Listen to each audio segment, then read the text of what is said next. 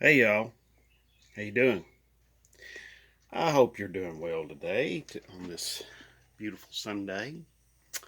Um, what you just saw was some cleaner, and I've been doing a lot of cleaning on. Of course, I've been doing a lot of cleaning on the block right there, but I've also been doing a lot of cleaning on a lot of the parts for the 360. Okay, so as you can see, all of this stuff what came out of that 360 over there that was the really greasy nasty 360. And as you can see, this stuff is got some flat little bit of flash rust on it, but I mean, it's not covered in grime and filth. I mean, look at my fingers. I'm handling this stuff, and look, I mean, it's this stuff is looking really good here. I mean, it's pretty amazing, really, that this stuff has turned out as nice as it has. Um,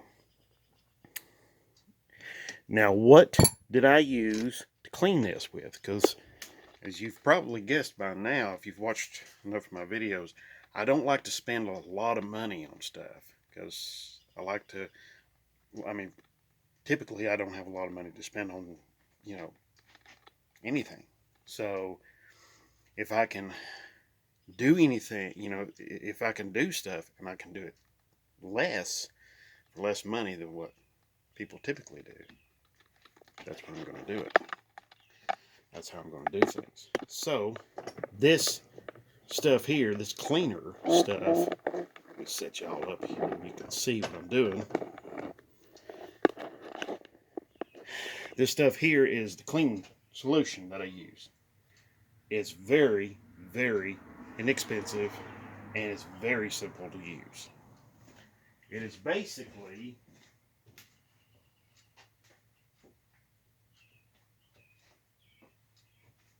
I'll tell you what, let me get the, part of it is this stuff right here. Mean Green, uh, picked that up at Dollar General. There's also a couple other companies that make stuff similar to that. One of them is, let me walk over here. I'll grab one of the jugs and I'll show you what I'm talking about.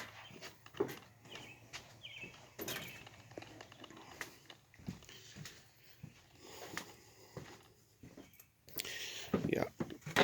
So here's an empty jug. Yeah. LA's totally awesome orange heavy duty all purpose degreaser and spot remover. I use this straight on a lot of that stuff. I use this to help clean clean all of that stuff. Also, I used Easy Off oven cleaner, and it doesn't even have to be. It can be a generic brand. The Dollar General generic brand does really good. So these are all inexpensive cleaners. I think that that LA is totally awesome. I wound up paying $1 a gallon. So you know Dollar General. So there you go. But um, this that stuff is really good. So that Mean Green does really good too. Now Simple Green, I'm not so sure if it would do as good. Maybe it will.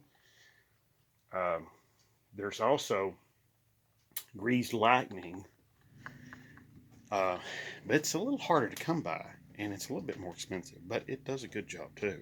It's basically all of that. All of those things are just very highly concentrated soaps. So, excuse me.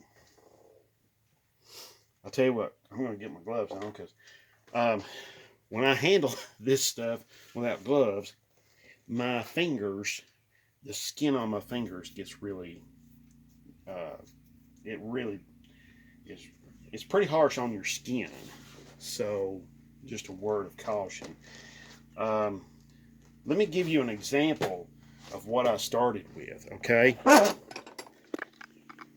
right, that was what the 360 looked like inside, okay? See all of that? Yeah, that's what that 360 looked like inside. So now it looks, it's incredible. It looks so much better. And everything I've cleaned off looks tremendously better. So let me show you what's in the box here real quick.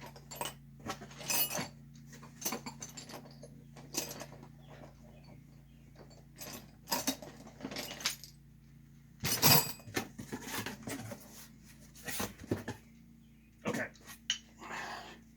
Now, this is one of the pistons right here, and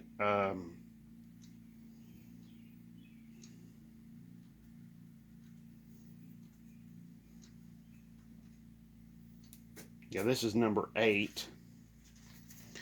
I'm gonna have to do a little polishing on this with some Scotch-Brite, but as you can see, this thing is very, very, very clean inside. I mean, look at that. You can easily see the casting numbers on the connecting rod and everything. It's really fantastic. I mean, there is a little flash rust here and there, but oh my God. I mean, we're talking significant improvement. And then here's the number 3 main cap, I believe it is. And as you can see, that is, I mean, even the rod bolts came out pretty darn good. I mean, yes, I am going to take like a wire wheel to these rod bolts and also to the, main bearing cap bolts. Yes, I'm going to take a wire wheel to them, and I'm going to clean those up really well. But, the thing about cleaning is it's not exciting or pretty or anything like that. But you will have a tremendous amount of time involved in it if you're not careful. And that being said, you can have an awful lot of time involved in it. And then all of that time involved in it, you wind up with, some parts that,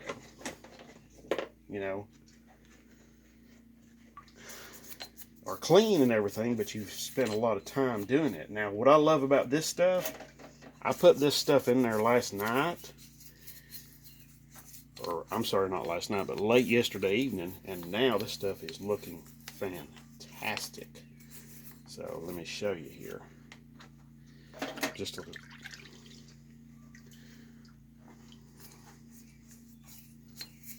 I mean, just a little brush off with the toothbrush, as you can see right here. I mean, look at that. I mean, that's pretty doggone clean. That is very clean. I mean, I'm just really, really, really amazed with that.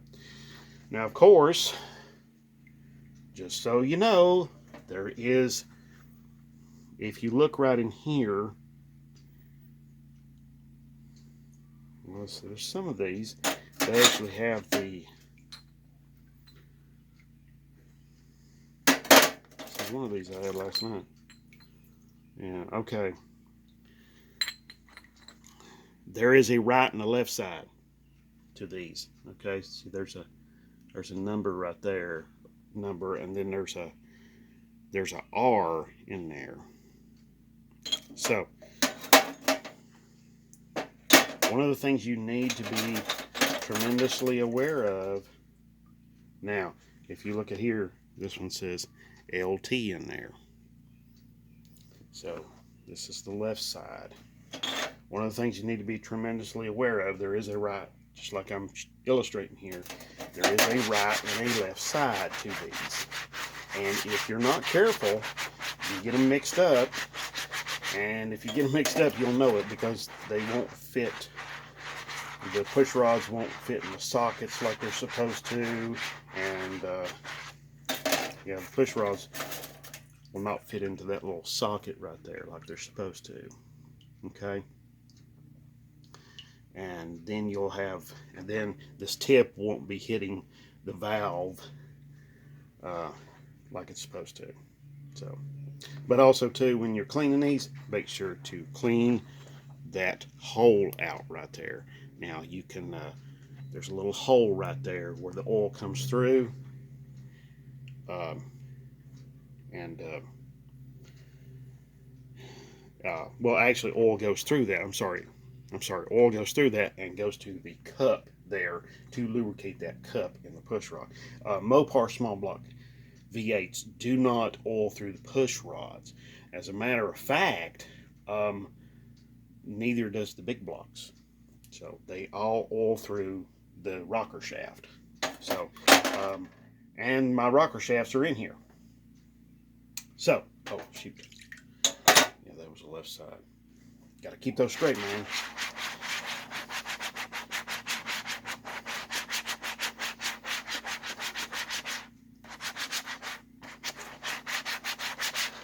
So anyway, I just cleaned the gloves up here a little bit. Got some really nastiness on my gloves. So, yes, like I was saying earlier, this stuff is just basically soap. It's just very heavily, highly concentrated. And so I just want to share this with you all and show you what I've been doing. I'm going to get back to cleaning on the block. I kind of took a break from it, but I've also got to be working on this carburetor right here that I picked up from the salvage yard. I've got to get that sucker tore apart. Got to get its contents into the cleaner as well. It's bits and pieces inside here, and I've got to get it ready for the for a guy. He's wanting one of those for his truck. He's got a Dodge truck, an early 80s Dodge truck, and that's what that came from. That came from actually from an 81. So that's what I've got to do. All right, and all right. Now I know this. Let's see. Oh, also, when you're working with Holley carburetors, I know you've probably seen these thermoquads sitting here. When you're working with, did I say Holley? I meant Carter. Okay, whatever. Okay, when you're working with Carter carburetors, you need to look at the base plate to figure out what the number is. Okay, instead of some little flimsy metal tag attached to the top of it up here. And some of them will still have that. They still also have the number stamped into the base. So that's actually pretty handy to know. Okay? And there's actually websites where you can go and you can look up and see what that part number, what engine it came from. Okay? Now I looked up this one here and this one, and they both came from a 440. So there you go. I'm hoping I can get that nicer looking one, which I bought that one several years ago. I'm hoping I can get that nicer looking one rebuilt, cleaned up, and rebuilt. And I'm probably going to stick it on the $50 318. Well, of course, with a intake change, and probably going to use one of those intakes way over there, get it swapped out and get all that swapped out and see if it works and see how well it works. If it works out pretty good, that will be great. And that $50 318 will have, proved a little more useful. Basically, that's going to be my test mule. I'm going to be testing radiators on it. I'm going to be testing intakes and carburetors on it, and several different items, so that I can figure out, have a better knowledge as to what all that's going to work, how all that's going to work, and if it's going to work out all right. Is it going to be crap? What? Okay. So one of those thermoquads will be going on here. So, and most likely, okay. Then maybe later on, I might be switching to maybe a some sort of fuel injection system, maybe like Phytec or something like that. All right. I want to thank you for watching. And if you have any questions, comments, ideas, anything like that about any of the things you've seen in the video, just be sure to put them down below. I'll do my very best to get to you. I love reading all that stuff. It's always interesting. It's always fun.